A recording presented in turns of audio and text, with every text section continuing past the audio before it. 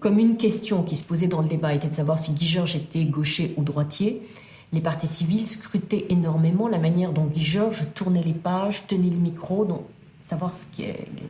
Et à un moment donné,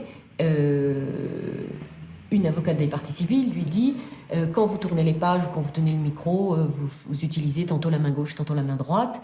Et je crois qu'elle pose la question. Et quand vous tuez, vous utilisez quelle main? Et au lieu de botter en touche, de ne pas répondre, il a la capacité intellectuelle. Hein, il a répondu en faisant le geste. Il a levé la main droite et il a dit, il a fait un geste. Et donc tout ça a pétrifié la cour d'assises. Voilà, on est resté sans voix.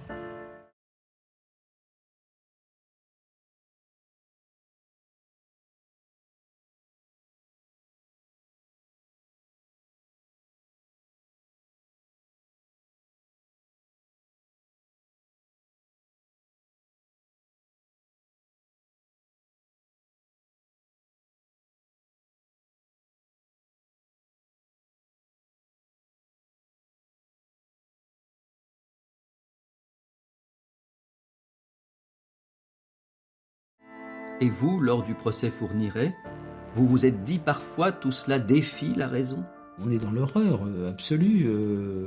On a quelqu'un qui vient, je veux dire, presque décrire d'une façon très minutieuse des choses qui sont terribles et qui va apporter un certain nombre de précisions, je veux dire, qui ne nous intéressent pas. Il va nous donner la couleur de la banquette de la voiture dans laquelle il a emmené telle ou telle de ses victimes. Honnêtement, c'est pas vraiment le point fondamental. Et pour lui, ça a l'air d'être très important. Bon. Donc on se dit qu'il a un mode de fonctionnement qui, à l'évidence, ne répond pas au nôtre.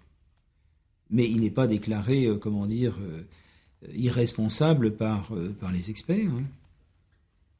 Donc il faut le juger. Il faut le juger, donc qu'il fasse preuve d'un tant soit peu de rationalité. Or, il en est incapable. C'est tout à fait paradoxal, et en particulier dans un certain nombre de dossiers de criminels en série, on a effectivement cette exigence de la parole, et puis en même temps, on n'accepte pas ce qu'ils disent quand ils parlent. Alors effectivement, c'est paradoxal. Il faut gérer ces paradoxes.